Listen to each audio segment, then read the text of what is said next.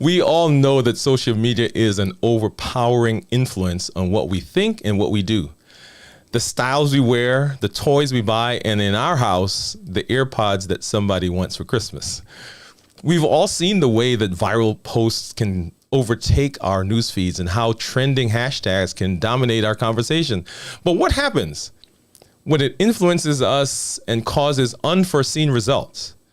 That's what I'm talking about tonight. The TikTok trend that triggered a drug shortage in the diabetes industry. If you're new to me, I'm Dr. Dwayne Wood. That's Wood with an E. The E stands for endocrinology. And here on the channel, I educate, I empower, and I encourage you to take charge of your health, your life, avoid complications, and create the life you have always wanted. And this is day number 3 of what we're calling Vlogmas. And you'll see our logo up here. And Vlogmas is something that happens in December, and it's a time for content creators to expand, to improve, to grow. And the benefit to us is that we get to spend a month hanging out with each other. And you see on the channel, we have a lot of folks who are going to be coming through. And the benefit to you as our viewing audience is that you get to watch us improve in real time.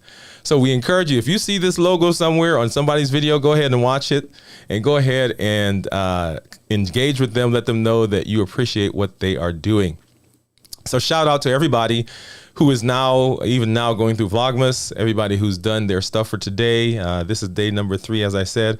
And what a doozy of a conversation we're going to have tonight. If you were here last night, you heard me talk to Danita Wood, who's my sister, about journaling. If you were here the night before, we talked about globalization. And then tomorrow night, we're going to have Dr. Malcolm and Nicole Taylor, who are going to come through and share their stories with us. So anyway, come on back. That's what I'm saying. Don't go away. Come back, like, subscribe, and watch the videos. So tonight, TikTok. Wow. Months ago, I had something strange started happening in the office. Patients were coming in, and they were telling me that they couldn't get their medication. And it was a particular medication they were talking about.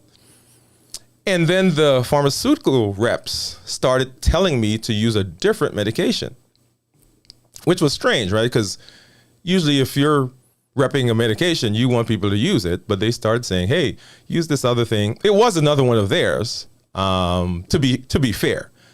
But they started saying, hey, try this other medication, use that one. We're having some trouble. And I didn't pay much attention to it, but it kept happening. And then the shortages continued and continued. And so we have found ourselves changing people from one medication to another, right? These are folks who are diabetics, and we're changing from one of their diabetic medications to a different medication because they couldn't get it at the pharmacy. Still not a big, it's a red flag, but we're going about our business.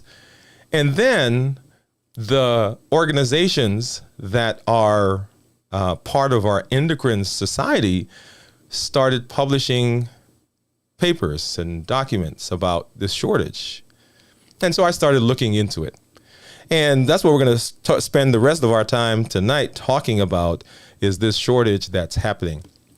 So let me go ahead and pull some slides up. And that's the graphic that you guys saw. So what is this shortage all about? Well, to get an idea, we've got to do some back work, right? We got to step back a little bit.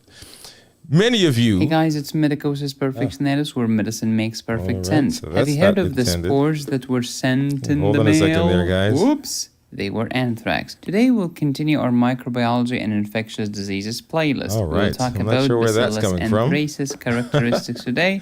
As you know, it's one of the spore-forming bacteria. And when it comes to these spores, oh baby, they are resilient. Spores in the mail, true story, look it up. This could spread anthrax in an entire community. Please watch the videos in this microbiology and infectious disease playlist in order. All right, hold on a second, guys. Let's see. Gram-positive rod. As for the gram-positive cocci, we talked about them before. Now we're focusing on rods. Bacillus anthracis is a gram-positive rod that is...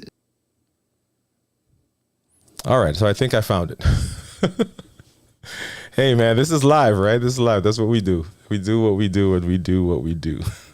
All right. So let's see if I can get over here, and I need to make one change. Give me just a second, guys. Let's right, like I said, we get to do this live. Let's see here.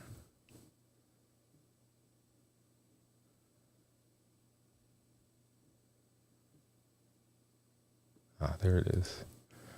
Now let's grab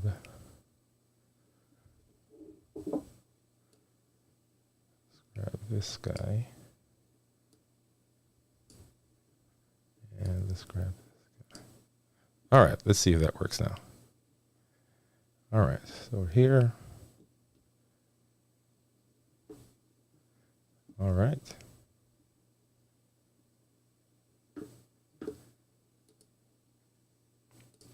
All right, I think it'll work. Okay, here we are. All right, so I'm back. So the pandemic, right? So not pandemic, but the TikTok craze that messed up and caused the shortage. So in order to understand, we got to go back a little bit. Everybody's seen this chart, right? Most of you, if you've not, this is the chart. As you go to the doctor, they measure or they weigh you.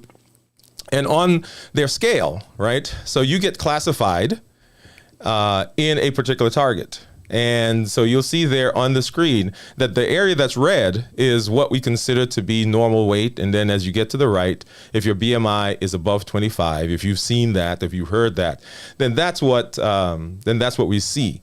And in our country, we're getting larger. Right? There's still lots of concern. We don't know what's really causing it. At least we don't think we know what's causing it. There's some speculation. But everybody gets pigeonholed into these different areas, right? Whether you're normal weight, underweight, overweight, or obese. And the media now, if you look at the media, there is all of this concern, if you will, for weight. And so the definition of what is healthy looking continues to change. And at one point, we were embracing the large size person, right? The person who, full figured woman, the man who was robust, right, is the phrase that we use. And the pendulum is beginning to swing back in the other direction, going back to thinner and thinner. And so as we are engaging with each other, right? So we're coming back out now from COVID, and styles are the big thing, and everybody wants to look their best. Now, all of that is reasonable, right? All of that is reasonable. And everyone wants to look and present their best. And what began happening, there's this medication this group of medications that are called GLP-1 receptor agonists. And they are designed for diabetes. That's what they were originally designed for. But one of the side effects of the medications is that we started seeing people that were losing weight.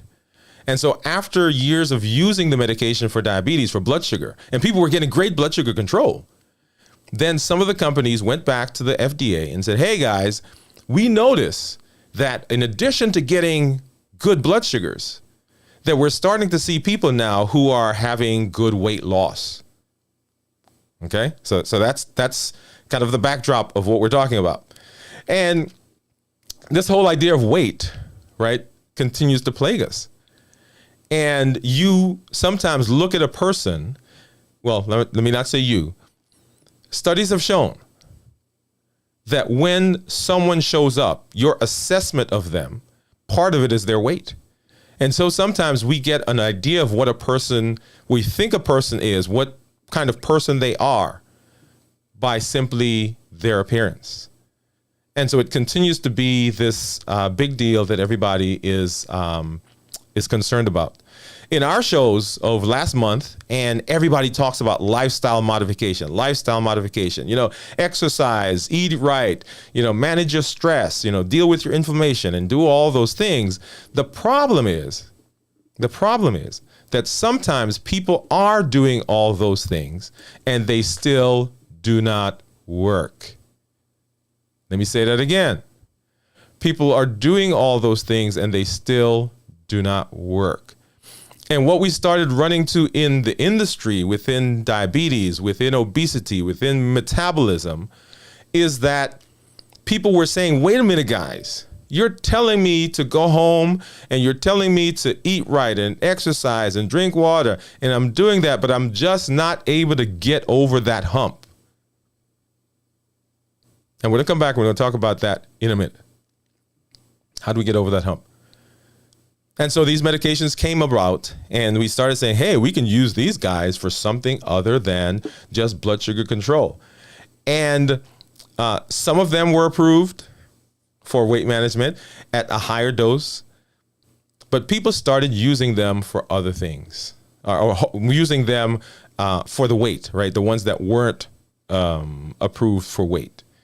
And so if you go on the internet and you start Googling and you start looking, you'll find things that start talking about a variety of, Hollywood's secret new weight loss drug, right? It was revealed, the hype and hazards of Ozempic. So Ozempic is one of the drugs, and I've got one of those right here, right? Ozempic. And that's the one that actually started having the problems with at the pharmacy. And one of the big things that happened was that we started to see on TikTok, we started to see people posting videos of themselves using Ozempic and other medications and having good success. Let's hop over to TikTok here for a minute.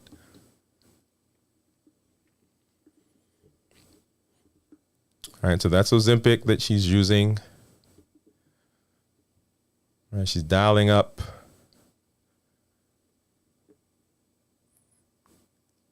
And injecting. Okay.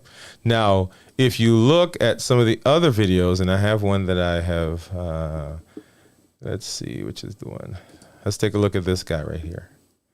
And I'm not playing the sound because I don't want the sound police to get to me, right? So she lost down to 107 kilos, 105 kilos.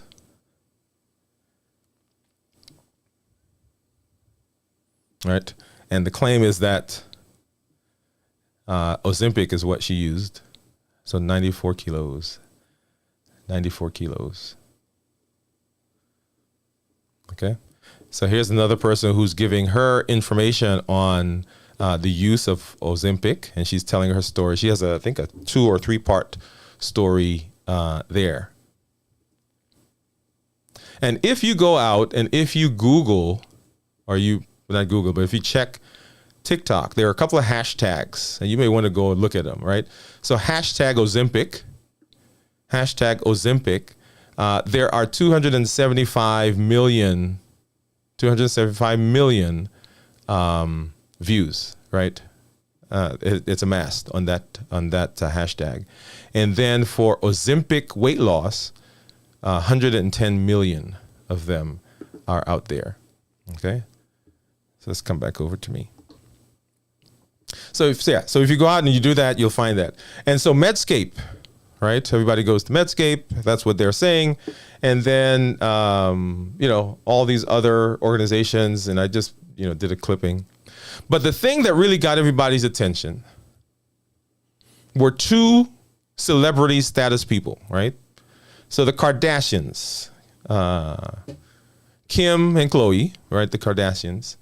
And they started, if you look there, you'll see a big difference between, I think that's 2017 and 2021, maybe. Don't quote me on the dates, but it's around those times. And so everyone started saying, hey, how did she do that? How did she do that? That was, the gala back in March, I think is when it was, in the spring sometime. How did she do that? And to make things even more interesting, Elon Musk came out and said, hey, I lost weight and I did it by using Ozempic. Now, Not an issue, right? Well, maybe not. Well, these folks are not diabetics.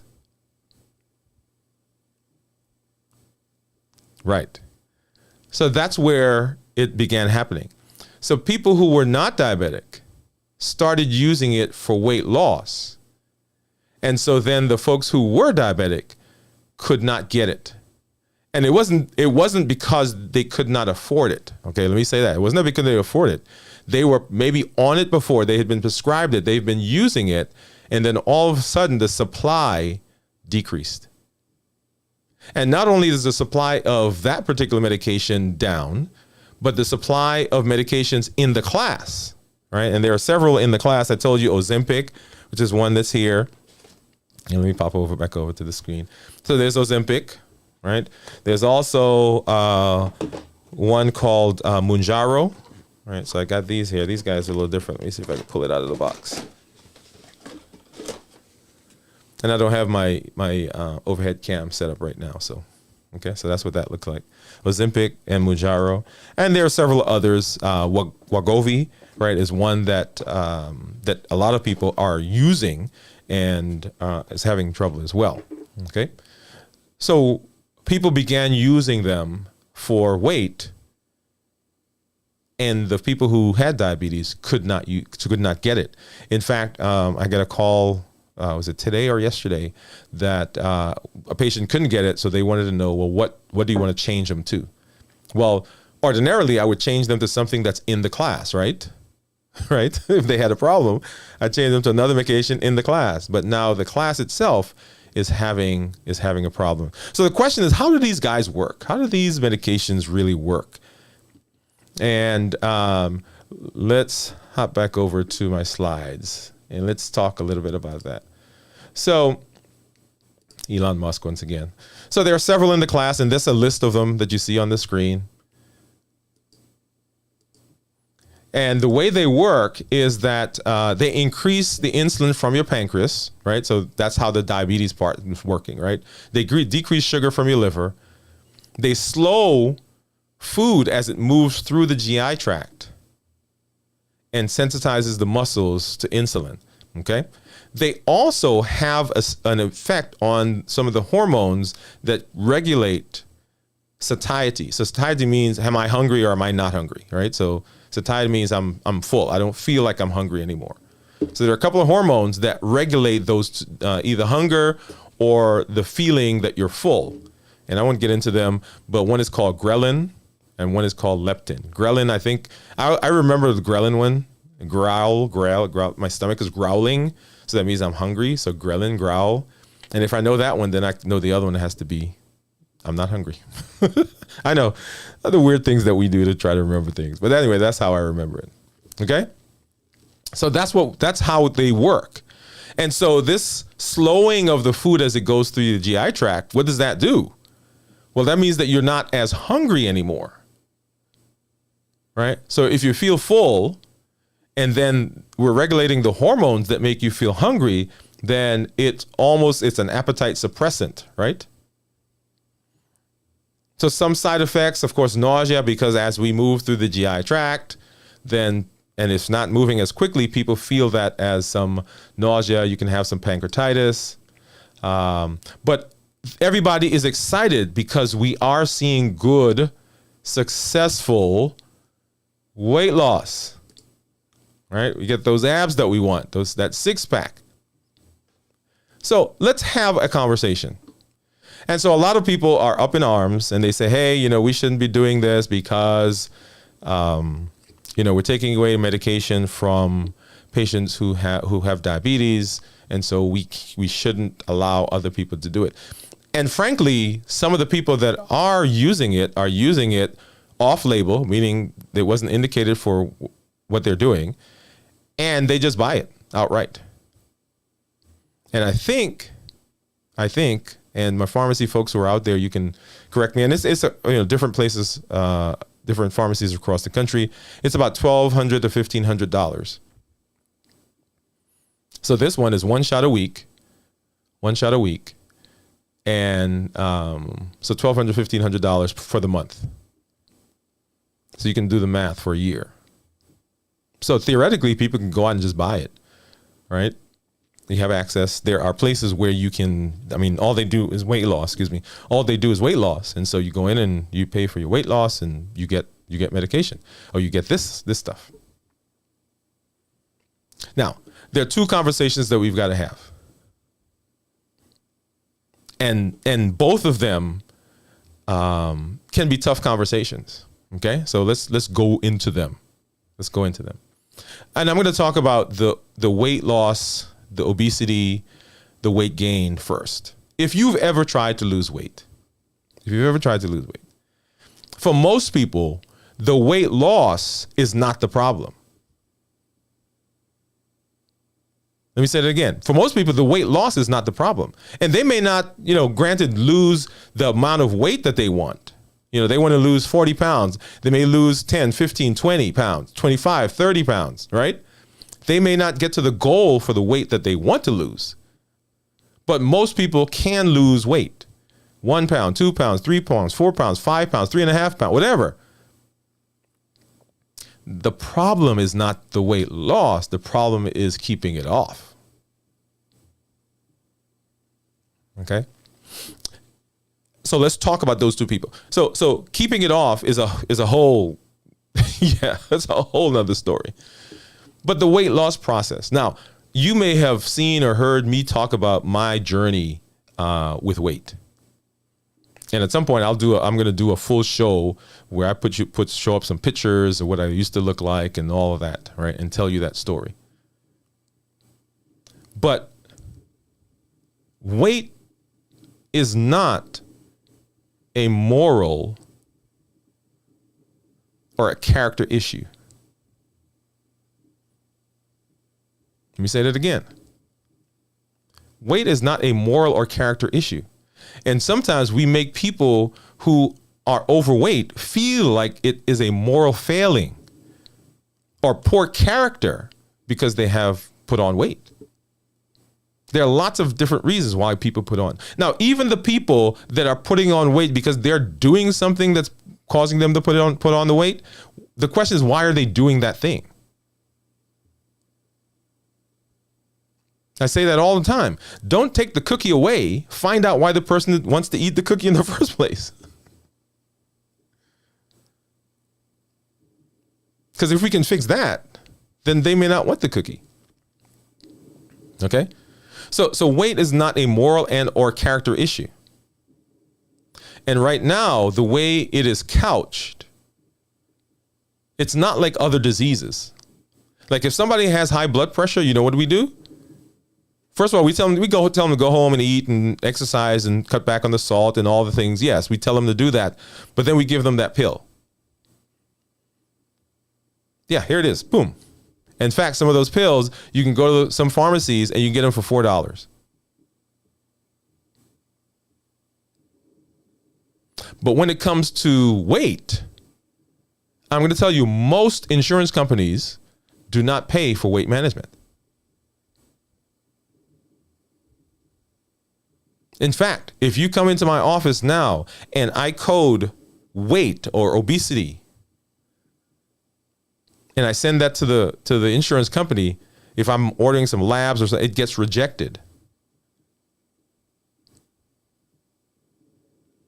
So I've got to say, okay, I'm checking this person to see if their thyroid is normal, right? Because low thyroid can cause some weight. So I'm checking them for thyroid, but really I'm checking them for what? I'm checking them for weight. I'm doing some stuff for their weight. So we've not embraced that as yet. The insurance companies haven't embraced that. And so most people who are managing weight are having to do it out of pocket. Yeah. Right. So that's the first thing. So that's something that we've got to deal with. So as a result, when something comes along that is promising, people are lapping it up. There are people who go to weight management programs and they'll pay whatever dollars it is because they are tired. They don't know what to do. Everybody keeps telling them to eat better and drink water and right and woosah. But sometimes they need a kick to get them started. And I don't mean kicking the butt. I mean a jump start. I guess that's what I meant to say. A jump start to get them started. So as a result, now, so these folks are finding something that is beneficial. It's working. So yeah, let's get it. Come on, right? And so now even people who are not, and you saw the graph that I showed with normal weight, underweight, obesity, and so forth, overweight and then obesity. So even people who are not morbidly obese or obese, people who are in some of those middle areas are saying, hey, give me this stuff because I want to lose 5 pounds. I want to lose 10 pounds. You know, my daughter is having a wedding and I got to get into that dress. Or I'm going to the beach. Well, summer's gone now, but I'm getting ready to go to the beach next year. So show me some stuff. What can I do? Right? I'm working on my beach body right now. Yeah, don't laugh at me. Don't laugh at me. Right? So they found something. And so now, because of what has been shown on social media, right? What am I going to say? 275 million for Ozempic alone. And so Ozempic weight loss, 117, I think that was the number. So people are searching, they're looking, and they see it online. And because social media, it has a big influence, and because it's something that's needed, they're like, oh, come on now, give it to me. Give it to me.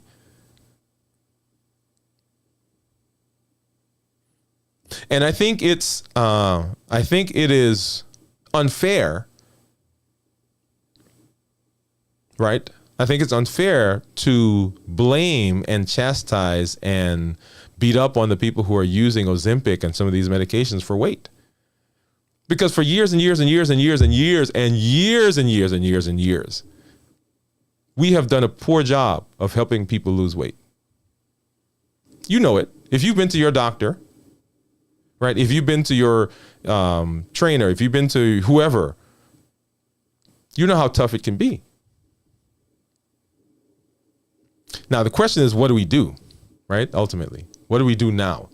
Because there is the shortage. I mean, they're telling me that come the new year, that everything is going to get back to normal.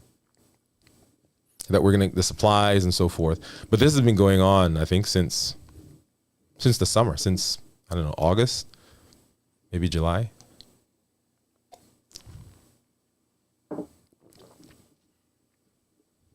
So what do we do? That's the question. And the answer to that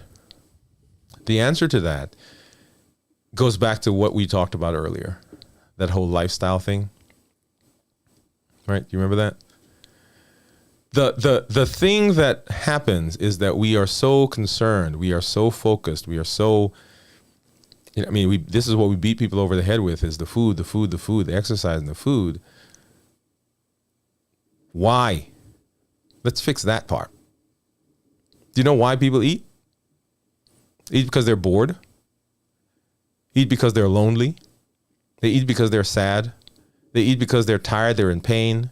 They eat because there's so much stress in their life. They can't sleep. They can't, right? So there are all these things why people eat. We socialize and we eat, right? We just had a big eating party a couple of days ago. It's called Thanksgiving, right? It's called Thanksgiving. And we all get together, and while we should be thinking, oh man, I'm getting ready to go see Aunt Sue and see my mom and cousin Joe and my brother and my sister, that's not what we think about.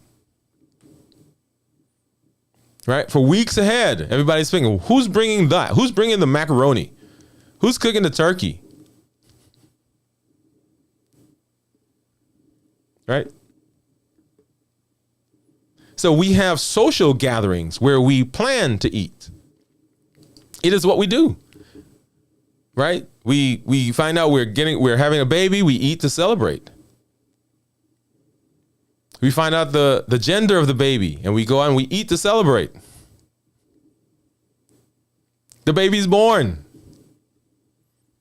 And we go and we hang out with our family, our friends, and we eat to celebrate. And the baby gets christened, they're blessed at the church. And what do? We have a party and we eat to celebrate. And the kid starts, he gets graduates from, what do they graduate from now? I got a 13-year-old, so I don't know that anymore. Graduate from kindergarten and we celebrate. And we graduate from middle school and we celebrate. And we graduate from high school and we celebrate. Graduate from college, we celebrate. And all those celebrations we're eating. Your daughter, your son brings their person they're engaged with or to the house. What do? You cook for them. They get engaged. You celebrate. They get married, they celebrate. You have their first kid, we celebrate. And the cycle starts all over again.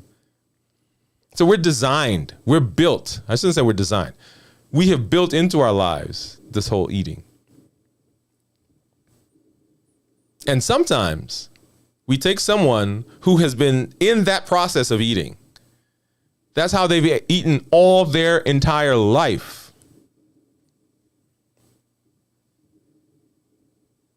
Right? They show up and they've got obesity. They're bigger. And we tell them, hey, you go home and tomorrow you got to eat differently. Right. When's the last time you did something tomorrow? Right? So that's what we're fighting. That's what we're fighting. And I'll tell you, we have not had good success in any of this stuff, right? Hey, Dr. Elo, what's up, man? Thanks for stopping by. Let's see, what do you got here? Live stream. Let's see if I'm trying to put you on the screen. It won't let me for some reason. Let's try this one. There you go. Anything we do, we feast. You are so right, man. You are so right. So one of the things that I tell people, right, and I did a show on Thanksgiving Day, how do you manage Thanksgiving as a diabetic? In fact, how do you manage any holiday, or how do you manage life as a diabetic, and how do you manage anything as someone who is struggling with weight? A huge community is so important. Anytime you try to do anything alone, it's harder, right? Some of the content creators, and we were talking about Vlogmas at the beginning of the show, right? Some of us struggle as creators, as live streamers. We struggle in whatever we're doing because we're trying to do it by ourselves. When there are so many people out there that may have gone through what we're going through, or at least we have somebody who can come alongside us and, dude, I understand. I get it. I don't know what the answer is, but you're not by yourself. And even sometimes that alone allows us, right, some breathing room to be able to manage the things. So the whole TikTok, he said, let me see, Dr. Ela says, I deal with holidays by portioning my feasting. It works. Yes. So one of the recommendations I made, Dr. Elo, for Thanksgiving was that people have a snack before they go wherever they're going. Have a snack and make sure you're hydrated. Okay. And when you get there, and I'm going to say this, right? Don't jump on me, anybody. You are allowed to eat and enjoy the things that people have prepared. I know. All the people are saying, no, you need to stop. Don't eat the cake. Don't eat the pudding. Don't eat the whatever. What? Yeah. I almost said something else. But like Dr. Elo said, portions. Do you know that sometimes people overeat because they're afraid that they won't get any more? Let me give a typical scenario. Somebody's trying to be good, right? And they're sitting at the table, at the dining room table on Thanksgiving. And everybody knows they're diabetic. Everybody knows that they're trying to lose weight. And let's use the weight since that's what we're talking about. And they're sitting at the table, and they're not eating the stuff that's on the table, you know, but they may have brought their own little lunch, right? With their little sandwich, little salad, some water, 2 crackers, and a piece of cheese. You know how we do, right? And so they sat there with everybody else, looking at the food, craving the food, wanting the food, but they didn't eat any. They ate their food that they brought. And now everybody goes home. Or everybody goes to sleep. Everybody's staying at the house. Everybody goes to sleep. And they start creeping. And they find that sweet potato pie, that pumpkin pie, that apple pie. They find the sweets, right? Because I've never had anybody wake up and say they're craving like celery. Because that's not usually what you're creeping for, right? You're trying to get some food. You're trying to get the stuff that makes you feel good. And they sit and they're going to eat that apple pie, that pumpkin pie, that sweet potato pie. And you know what happens? Their brain says, dude, girl, we better eat a bunch of this stuff. Because we've been waiting all day for this. So they're eating, right? And we better eat some more today because tomorrow we're not going to be able to eat when we're sitting at the table with everybody else. So I got to get a little bit more in there. And then now the cortisol comes out. And what does the cortisol say? And the epinephrine, those stress hormones, what do they say? I hope nobody catches me. And I shouldn't be doing this. I'm making my weight worse. I'm making my blood sugar worse. And when those stress hormones come out, you know how you calm it down? That's right. You eat some more. So it probably would have been better when you're sitting at the table with everybody to have a piece of pie, right? And solve that entire cycle that we just went through. So you ended up eating more in that process than if you just had a piece while you're sitting at the table. And enjoy it. Enjoy it with the family. It's like, man, this was fun, but it was so much better, you know, because the family was here. Yeah? Amazing. Don't forget to go grocery shopping. Oh, don't go grocery shopping. It's the same. That's right. It's the same thing. Right? Because you're hungry. Said nobody makes broccoli. Makes a broccoli party. We show barbecue. That's right, Dr. Elo. People will get up and drive across the city, right? Drive across town to get some chocolate, get some ice cream. And that's because those things help to calm the cortisol level. And everybody thinks, oh, I'm just a chocoholic. No, it's not that you're a chocoholic. It's that your body realizes that for you, the chocolate brings those hormones down. And so it makes you crave it because you want to get that feeling of those hormones being brought down. People say, oh, I want to get a kick. No, that's not how the body works. It's not trying to give you a kick. It's trying to calm you down. That's why ice cream, cookies, candy, coffee. Well, not coffee. Coffee brings you up. What I meant to say, chocolate. Right? That's why those things do what they do. Yeah. So, but anyway, so I thought I'd come on and just, you know, it was a fascinating thing to me to see how this has played out. Right? To know that all of this began being influenced as we watched people in the social sphere, right? The Kardashians and Elon Musk, and then watched this on TikTok and saw how it blew up. So social media can have a significant, tremendous influence. And the other reason that this was important for me to talk about is as content creators, as we're going through Vlogmas, there is such a responsibility that we have because we influence what people do, what people say, what people think. What an awesome responsibility. What an awesome position to be in. Right? to be the people who get to come on. And it makes us go back and study our craft. And say, yeah, I've got to be good. So when I speak, right, when somebody says, Dr. Wood said such and such, it's not, that has to be valid. That has to be something that's real. That has to be something that has credibility. And when we present, and I'm always working, I'm not there yet, right? I've got all kinds of stuff that I got to work on, right? But I'm growing. If you guys go back and look at one of my very first videos, you're like, oh my God, I'm so tempted to take some of those down. Like, no, I'm not taking them down. I'm leaving them right there, right? Because it's my history. That's my history. But guys, I'm so excited that you're here. Dr. Elo, I'm so glad that you came through, man. I really appreciate that. If you're out there, if you're watching, go ahead and subscribe.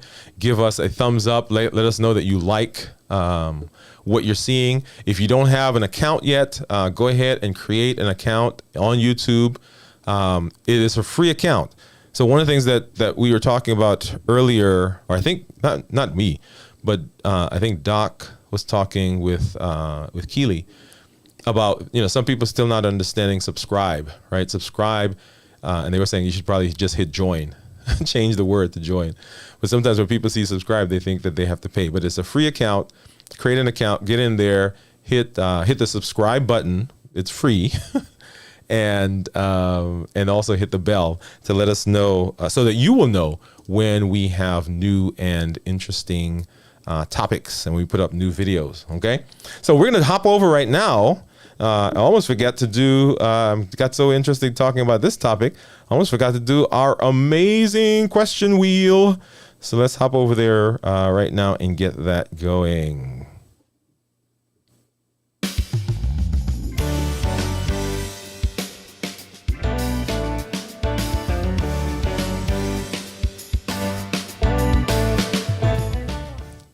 All right, so our amazing question wheel. If you've been with us, we answer these questions, whichever one it lands on.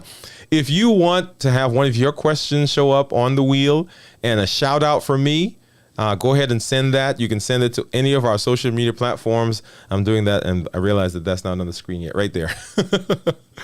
Right, you can send it right there. Dwayne Wood MD. That's my social media handle on all my platforms. Dwayne Wood MD. Okay, so let's go ahead and let's spin the wheel. And when I'm done, I'm going to clip this out, make a reel, post it on the social media platforms, and then I want you to find it and put in hashtag I was there.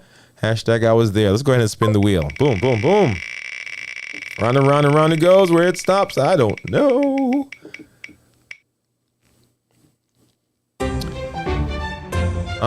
Here's a good one. How often should I check my blood sugar? How often should I check my blood sugar? And then I have 45 seconds to answer the question.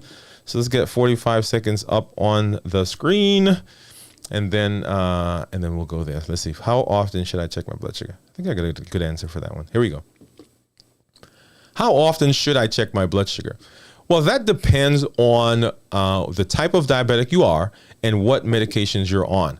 Typically, if you're on insulin, if you're a type 1 diabetic or a type 2 on insulin, then we tell you should check your blood sugar 3 times a day. Fasting, and then before lunch and before supper. Some people may have to do that more often because they are having problems with low blood sugars. But typically 3 times a day. For people who are on orals, maybe once a day is probably adequate.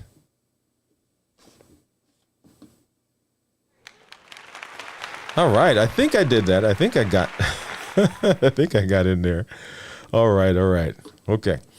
All right, so let's see. So Dr. Elo says, I'm grateful for this content, my friend. This content is vital. Thanks, Doc. Hey, man, thank you for coming by. Hashtag I was, that's right. I think I'm going to get a shirt that says hashtag I was there, Dr. Elo. What do you think? He said, this is a great question. Yeah, definitely. All right. So guys, thank you all for coming through. Thank you if you're out there watching. I see 3 people gave me a thumbs up, so I appreciate that. Went to the wrong screen. There we go. Appreciate you coming by and hanging out with us a little bit. So tomorrow night we've got doctors Malcolm and Nicole Taylor who are going to come through.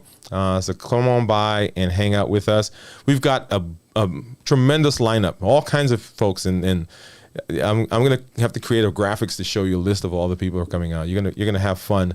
So come on back, hit subscribe so that you know that we're here, and then we will go from there. All right. Well, thank you, Fies. Once again, good night, and we will see you tomorrow. Let's get some music and let's get on out of here.